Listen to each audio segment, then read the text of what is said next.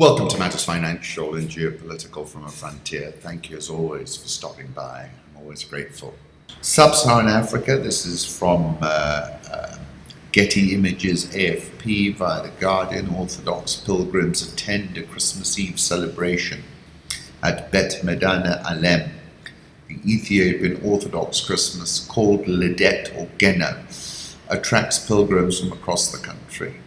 I said to Al Jazeera, what we're watching across this continent, whether it's Gabon, Sudan, or DR Congo, is a kind of tipping point moment. But it's a non-linear continent. Things happen at different speeds in different places. DR Congo election results could be counted in 24 to 48 hours, said an official. I wrote a piece over the weekend of why the DR Congo delayed election results, and I said it's not the people who vote that count. It's the people who count the votes. That was from Joseph Stalin. In the article, I was referencing an Africa Confidential article which basically was saying that the church believed Martin Fayulu had won. But recent news seems to indicate that the other opposition candidate, Tshisekedi, has been reaching out to the government in Shadari and obviously is looking to cobble together a coalition at Fayulu's expense. I quoted V.S. Naipaul, "It isn't that there's no right and wrong here, there's no right." I was saying that Congo is key to the global economy in the 21st century. Once it was about rubber, today it's about cobalt, copper, lithium. The Catholic Church basically saying that Shadari was trading with around 20% and Tshisekedi was around that level as well. So they're obviously trying to cobble together a coalition between the two, it seems, in order to stymie Fayulu. And then Jason Stearns was tweeting, could unfold in many ways. He said he found it very hard to believe that Kabila Shadari will accept defeat and step down. Clearly, that's why we got this delay. And my final call was for US intervention, which caught a lot of people's attention. And I was quoting Dick Cheney. "We will be greeted as liberators. They will throw rose petals at our feet." This is a memo from the KRT State Ministry of Urban Planning indicating buses for pro-government rally leave at 7:30 a.m. Attendance will be taken before and after the rally. Similar memos from other government officers. And Nubia Nomad is tweeting that this is a desperate attempt to fabricate non-existent support. And they're probably trying to encourage a collision. Let's see how today unfolds with parallel protests, one called for by the Sudanese Professionals Association and a pro-government one. Clear signs that government is planning to co-opt students and coercing civil servants to attend.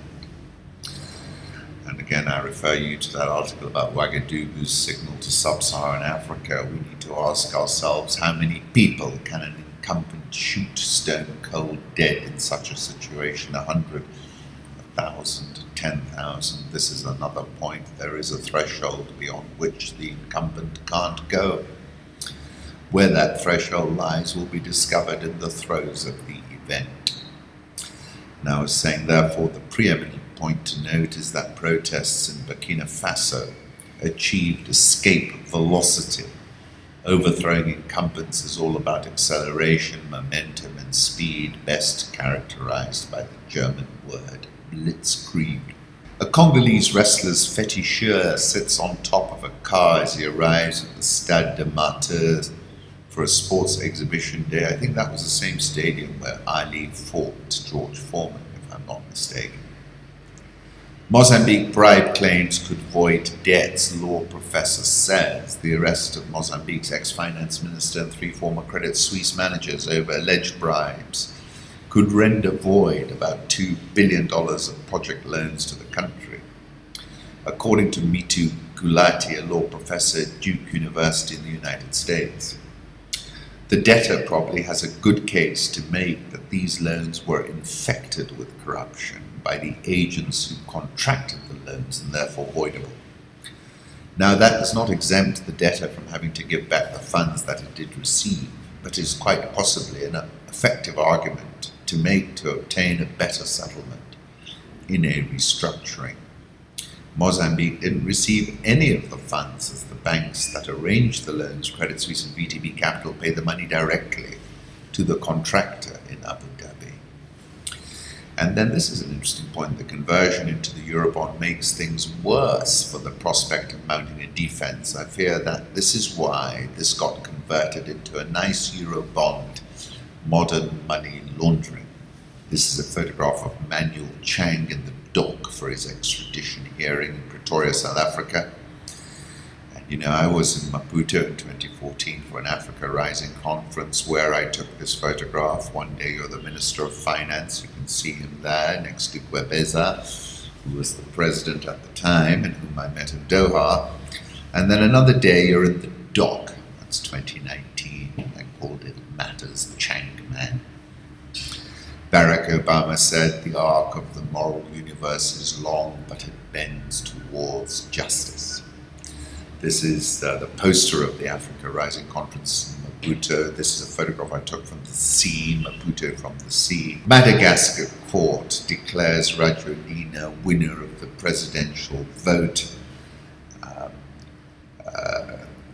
Rajoelina is a former nightclub DJ, ex-mayor of Antananarivo. Both men were banned from contesting the 2013 election. Madagascar is the largest supplier of vanilla to global markets, among other things. South African all shares down 1.08% this year. Dollar rand 13.9212. Egyptian pound 17.92. Nigerian all share down 4.44% year to date. Ghana Stock Exchange up 0.4% year to date. Lawmaker seeks Magufuli intervention in the cashew nut situation. Tanzanian farmers in trouble. Government hasn't paid them for cashew crops bought by Magufuli when he was mad at low market price for the nuts. Corruption and farmers are being beaten by security forces is being alleged. In my piece on the 31st of December, I said investors are having to price in a Magufuli haircut. Essentially that hasn't changed. The risk of the government defaulting on debt repayment is non-existent, said the finance minister in Uganda. Bloomberg's David Herbling is reporting on Kenya, saying a fracture in the Kenyan ruling party may revive Rift Valley tensions. An alliance that helped deliver President Kenyatta 2 terms in office is fracturing, reviving tensions in the country's Rift Valley region that was racked by widespread violence a decade ago. Deputy Chairman of the ruling party, Jubilee, stepped down on Sunday after saying Deputy President William Ruto shouldn't be allowed to succeed President Kenyatta, undermines an arrangement in which Ruto delivered the backing of his Rift Valley constituents for Kenyatta's elections in 2013 and 2017, in return for assistance from the president's supporters in the next vote in 2022. The schism in the Jubilee Party has brought to the fore long-held mistrust that many in the party have of Ruto, said Nick Cheeseman. Ruto and Kenyatta were on opposite sides of a disputed 2007 election that triggered ethnic fighting in which more than 1,000 people died. Many people in the ruling coalition find it difficult to handle or support Ruto, he said. Many do not trust him and still believe that he was to blame for some of the violence. This makes Ruto a hard sell for both ruling party leaders and many of its supporters. Mutiga, this is still a divided country because of the hostilities of 2007 were never settled. They were postponed by the temporary union of Uhuru and Ruto, but the Rift Valley is still a powder keg. The new party will likely form a coalition with former Prime Minister Raila Odinga, the paper said, without citing anyone. Manura said the handshake changed the matrix. It's now just a matter of time. Ruto's position as deputy president will no longer be tenable. He may remain in office, just hanging on to the title, but will have effectively lost all power.